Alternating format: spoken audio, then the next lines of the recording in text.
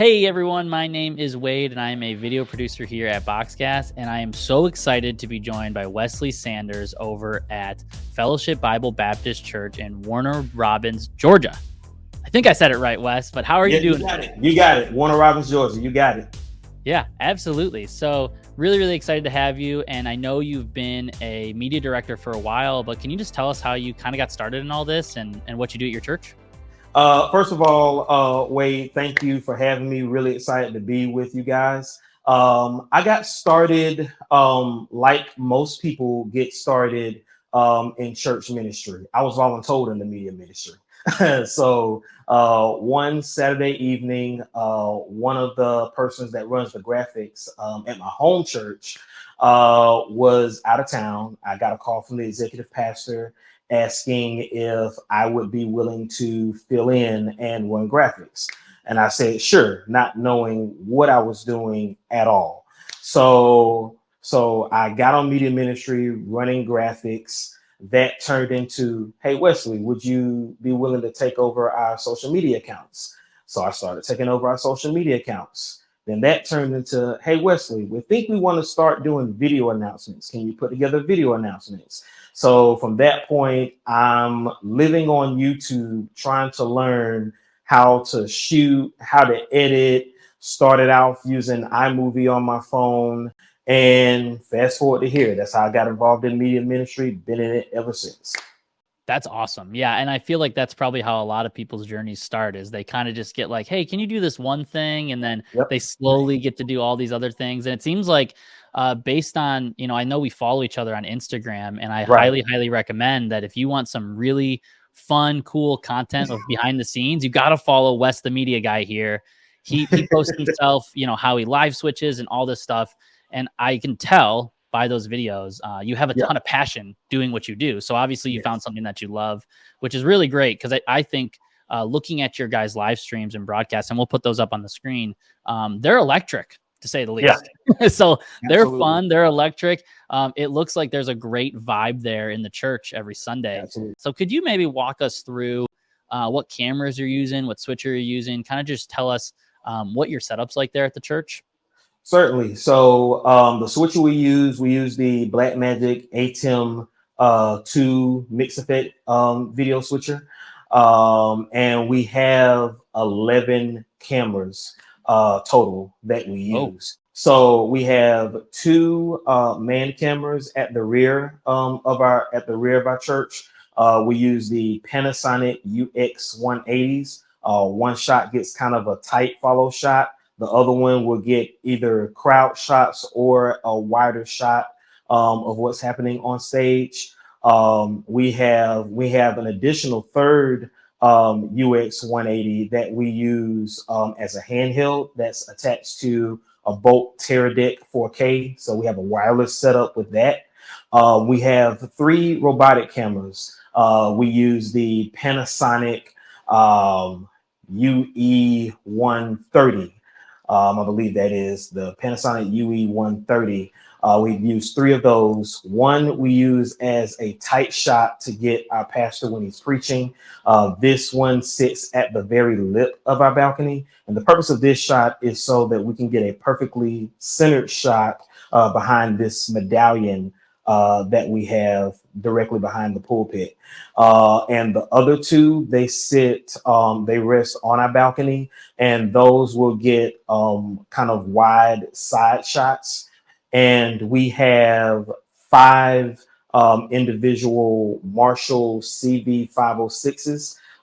Those are used for each band member. We have five band members, and each one of them have their individual cameras. So that's our setup. It's amazing that you can man 11 cameras and switch and kind of know where to go and stuff like that. The one thing I kind of want to dive into a little bit more is you mentioned you have a mix of PTZs and camcorders, and Yes. sounds like some static shots. If Yep. you were to help another church or maybe recommend gear, what's your take on like PTZ versus camcorder?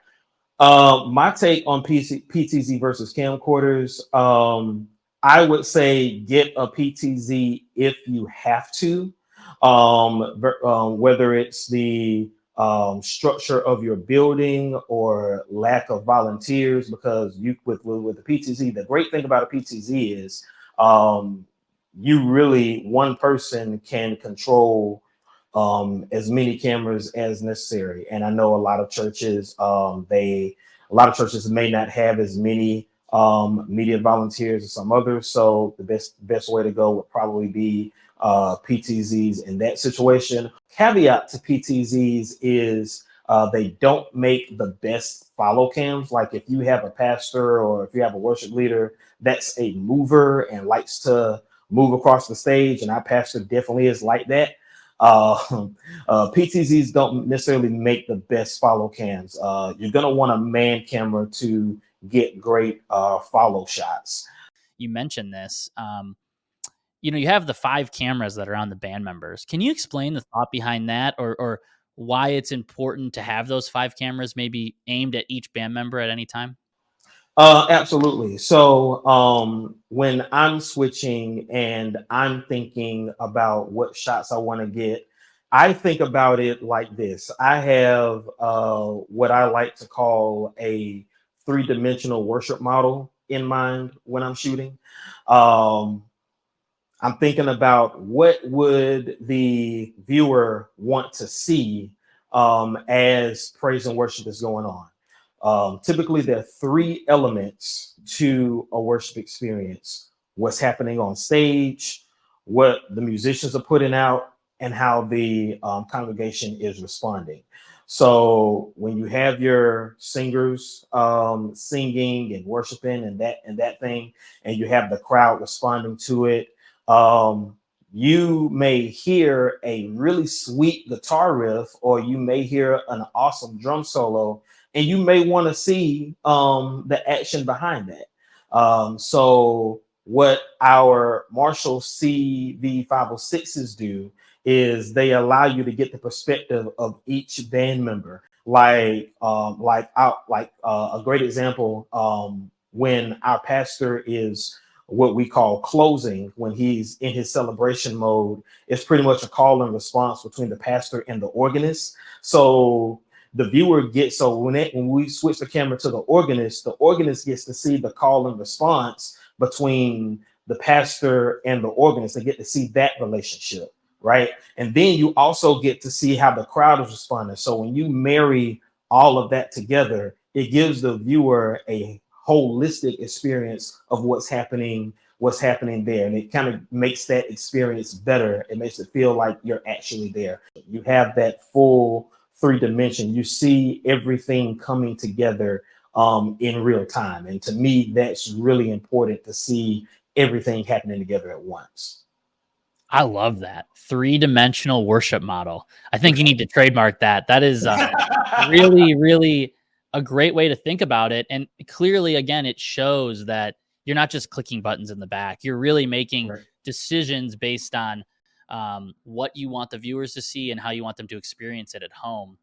One of the last things I want to talk to you about too, because again, I thought this was so interesting in the pre-interview when you said this. You mentioned kind of like camera strategies for live switching, and you said you sometimes have to tell your camera ops, hey, just be ready. Like we're going to go to the music of the beat. I'm going to be switching. I don't have time to say, hey, camera 2, are you ready? Camera 3, I'm just going to be going. So be ready. Could you maybe talk or give some tips to other, media directors or people who are live switching church services that want to make a little more faster pace kind of electric, live stream? Yeah, and again, it totally depends on your worship style. Not every church is as fast paced as we are, but if they are, then or even if they aren't, I think communication is very, very important with your camera operators. Practicing with your camera operators is important. Like at least once a month, we will have a practice run with our camera operators, and I put them through every single situation imaginable, right? So whenever I say, hey, I'm going on the beat, they're ready. They be ready. They know to be ready. Because at any time I could take your shot. The way I switch, because I'm musically inclined, I like for things to, especially if they're fast paced, I like for things to be on beat.